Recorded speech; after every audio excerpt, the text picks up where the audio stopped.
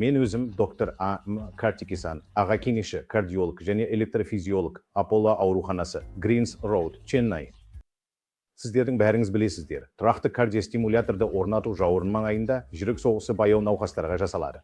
Жүрек соғысының баяулауы, яғни пульстың төмендеуі бар науқастар әдетте бізге бас айналу, есінен қайта-қайта тану, әлсіздік, шаршау немесе жүрек жеткіліксіздігіне байланысты белгілермен келеді.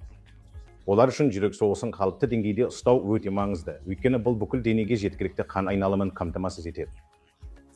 Әдетте бұл процедура ондаған жылдар бойы дәстүрлі әдіспен, яғни жауырын маңайында 2 дюймдік тілік жасап, жергілікті анестезия мен кардиостимулятор орнату арқылы жасалып келеді. Бірақ уақыт өте келе, біз әдеттегі кардиостимуляторды орнату ұзақ өмір сүргенде, яғни 10-20 жыл өткен соң жүрекке зиянды әсер етуі мүмкін екенін түсіндік. Сондықтан біз жаңа технологияны енгіздік, оны өткізгіш жүйе арқылы стимуляциялау деп атайды. Бұл әдісте сол кардиостимуляторды жаңа тәсілмен орнатады, яғни сымдар жүректің ішіне, біздің өз электр жүйемізге жақын арнайы орынға орналастырылады. Осылайша кардиостимулятордың тогы сым арқылы, біздің өз электр өткізгішіміз арқылы өтіп, жүректі қоздырады. Осы әдісті қолдану арқылы біз ұзақ мерзімде кардиостимуляторға байланысты асқынулардың алдын ала аламыз. Яғни кардиостимуляторға байланысты жүрек жеткіліксіздігін болдырмауға болады.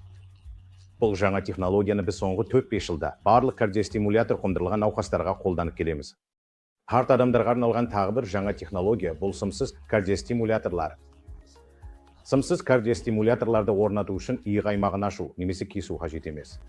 Шап аймағынан кішкентай тесіктен арнайы процедура арқылы біз капсула тәрізді кішкентай кардиостимуляторды жүрекке орналастыра аламыз, ол 10-15 жылға дейін қызмет етеді.